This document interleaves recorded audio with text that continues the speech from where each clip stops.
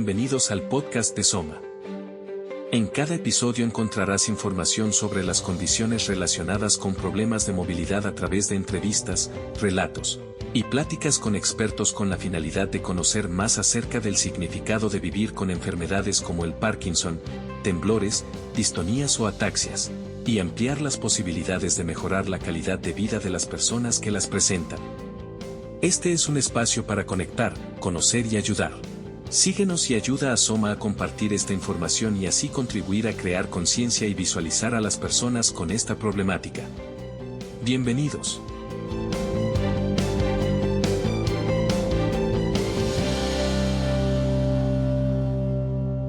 Buenas noches, bienvenidos a otro podcast de Soma. El día de hoy vamos a hablar de la demencia por cuerpos de Lewy. Vamos a hablar en Soma de la demencia por cuerpos de Lewy porque es una demencia o un trastorno neurodegenerativo cognitivo que se acompaña de un trastorno del movimiento como es parkinsonismo. Bien, la demencia por cuerpos de Lewy es una enfermedad neurodegenerativa, es decir, ocurre en la edad adulta, en el paciente mayor, la cual tiene una evolución progresiva, un tanto fluctuante, pero finalmente progresiva.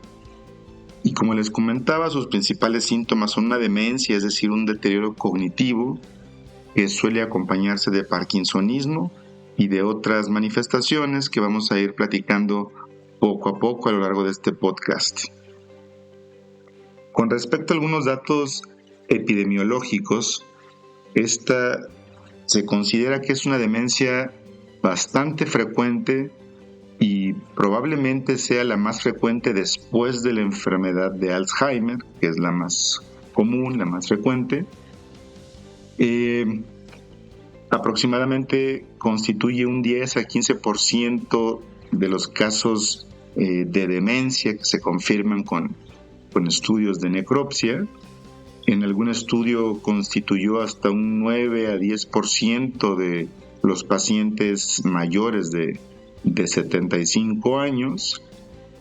Y la edad media aproximada para presentar esta enfermedad es de 75 años. Los varones, es decir, el sexo masculino, suelen estar más frecuentemente afectados. Algunos factores de riesgo asociados, además de la edad, puesto que es una enfermedad neurodegenerativa, y el sexo masculino, al parecer también pacientes con ansiedad y depresión puedan estar más predispuestos a presentar esta enfermedad.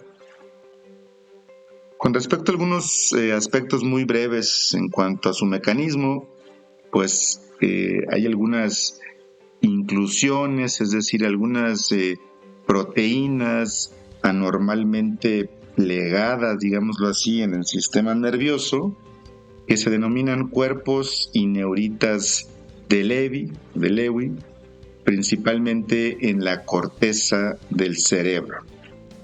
Al parecer, además de estas proteínas, finalmente se da lugar a deficiencia de algunas sustancias, es decir, de algunos neurotransmisores que tienen que ver con el aspecto cognitivo, como deficiencia de una sustancia o enzima que se llama acetilcolina transferasa, además de que también hay déficit de dopamina en los circuitos encargados de la movilidad. Esto es lo que, además del espectro o del aspecto cognitivo, además de los aspectos de la demencia, digámoslo así, dan también lugar al trastorno del movimiento constituido por parkinsonismo. Recordando que parkinsonismo pues es el movimiento lento, además de un poco de temblor y además de un poco de rigidez al movilizar las extremidades de un paciente. No hay una causa específica de la enfermedad y la mayor parte de los casos se dice que son esporádicos, es decir, no hay una herencia, es decir, no es genético este padecimiento. Por tanto, la mayor parte de las veces, si tenemos un familiar afectado, no significa que nosotros vayamos a tener también la enfermedad. Sí es posible, pero esto es muy raro. El tema genético aquí es lo más raro y lo más frecuente es tener un paciente que no transmite o no hereda el problema neurodegenerativo del que estamos hablando. Pasando ahora a las manifestaciones clínicas, ya habíamos mencionado un poquito quizás lo más relevante, que es el aspecto cognitivo, es decir, la demencia, las alteraciones no solo en la memoria, sino en otros aspectos que vamos a ver a continuación, y el aspecto motor, ¿no? El parkinsonismo.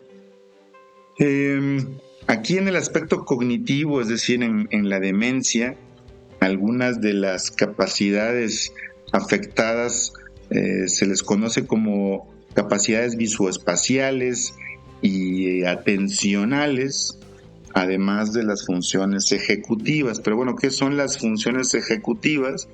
Pues son las encargadas de planificar, organizar, evaluar un aspecto, una serie de pasos, un procedimiento, y pueden ser evaluadas específicamente con algunas pruebas o test que revisan o evalúan estos aspectos.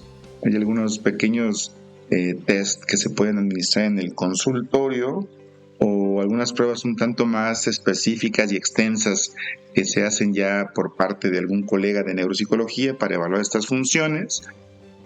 Por ejemplo, quizás algunos hemos visto cómo hay algunas pruebas que ponen a un paciente a copiar unas figuras, ¿no? Unos pentágonos a veces, o alguna prueba en la que ponemos a deletrear al paciente en sentido inverso una palabra, como la palabra mundo. Bueno, pues aquí son algunas de las pruebas que evalúan, por ejemplo, la atención o la capacidad visoespacial de lo que estamos mencionando.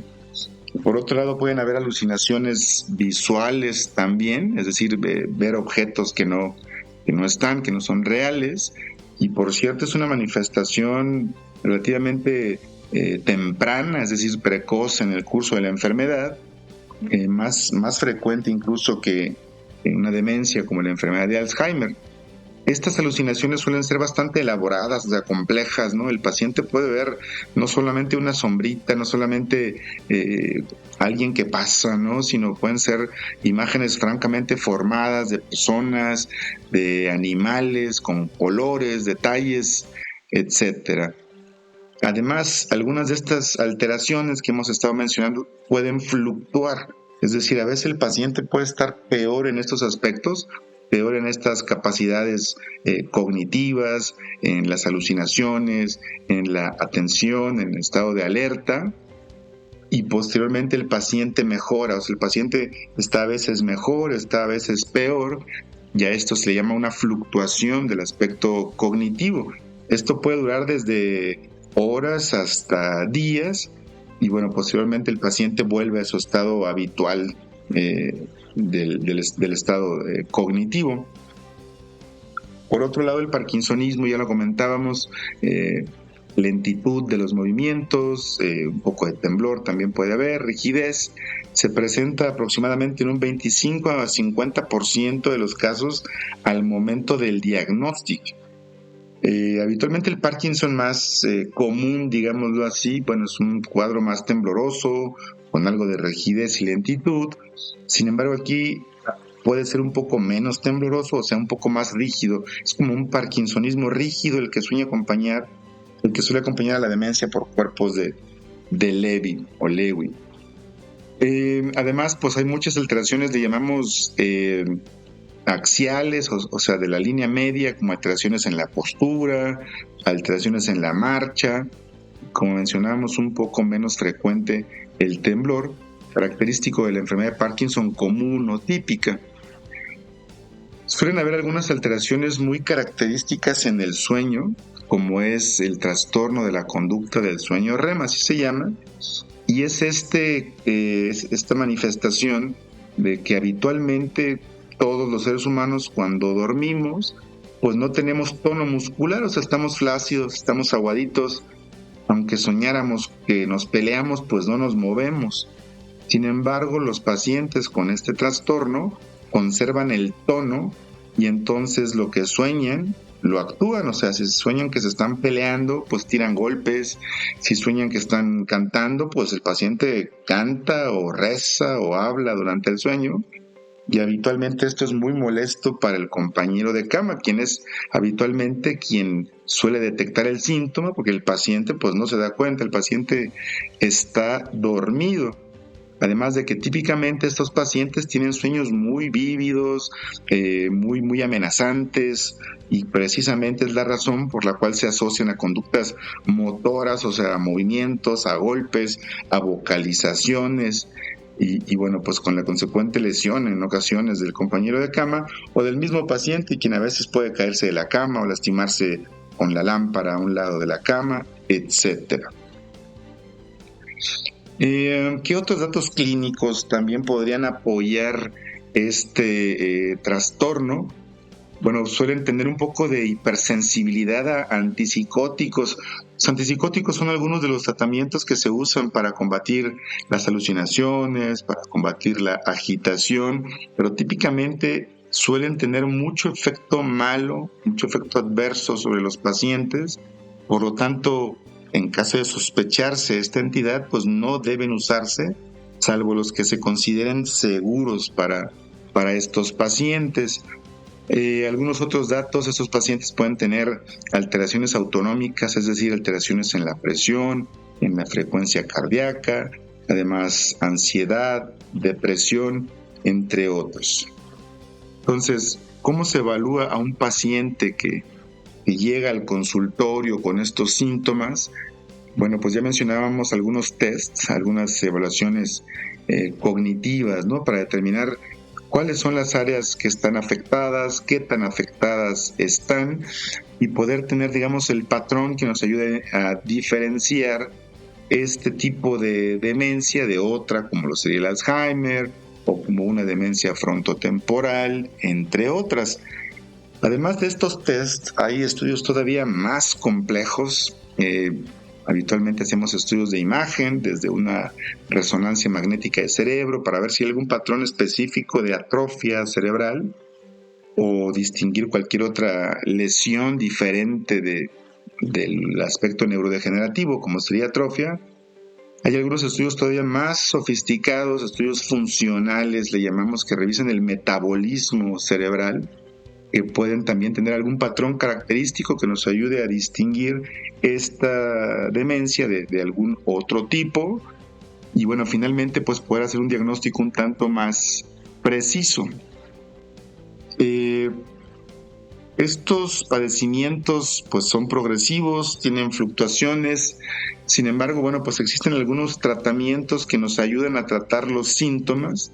No hay algún tratamiento curativo, tampoco hay tratamientos que enlentezcan, digamos así, el curso de la enfermedad.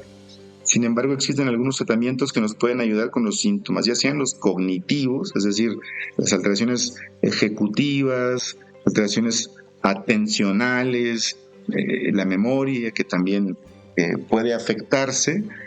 Bueno, pues tenemos algunos tratamientos, ya sea por vía oral o en parque, que nos pueden ayudar a tratar estos síntomas.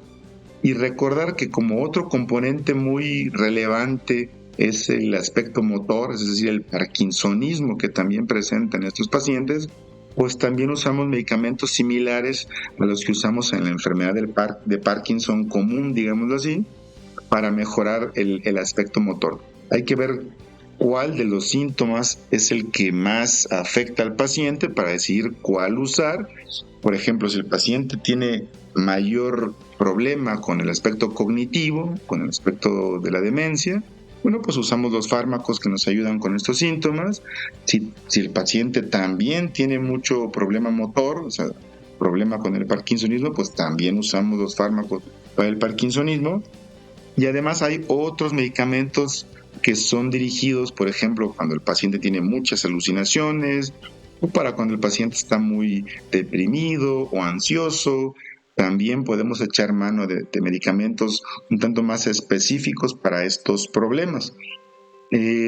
Habitualmente puede ser necesario que nos ayudemos de nuestros colegas de neuropsiquiatría o de psiquiatría para mejorar este cuadro o estos síntomas, por lo cual no va a ser raro que el manejo sea multidisciplinario, es decir, entre el neurólogo y el neuropsiquiatra o el psiquiatra, para poder mejorar de manera más precisa los síntomas del paciente y por tanto pues la calidad de vida del mismo, y no solamente de él, sino de la familia, es decir, de la gente que rodea a estos pacientes, que suelen tener también pues sobrecarga, ¿no? Suelen tener pues un poco de fatiga, cansancio por los cuidados que brindan a estos pacientes. Bueno, pues creo que solamente, además del tratamiento, me gustaría mencionar que pues es un padecimiento que es relativamente frecuente, que puede pasar desapercibido, que puede pasar bajo un probable Alzheimer, pero sin embargo con algunas características diferentes que hacen necesaria su evaluación por expertos en el área para poder combatir no solamente los síntomas, digamos, mentales o cognitivos, sino también los síntomas motores del parkinsonismo, y de esta manera pues tener un tratamiento más específico, más adecuado, no solamente para el paciente, sino para la familia. Y bueno, pues el énfasis de que de manera ideal pues estos pacientes sean revisados por lo menos por un neurólogo general, o por un neurólogo experto en demencias, por un neurólogo experto en Parkinson y trastornos del movimiento, o por un equipo multidisciplinario que tenga todos estos expertos para brindar un mejor tratamiento. Bueno, pues yo soy el doctor Michel Sáenz, fue un gusto platicar de este padecimiento, y nos vemos más adelante con algún otro tema relativo a las enfermedades neurodegenerativas que estamos comentando aquí en Soma. Muchas gracias por acompañarnos en este episodio. Los esperamos en el siguiente podcast de Soma. Síguenos en nuestras redes sociales y visita nuestra página www.soma.org.mx. Hasta la próxima.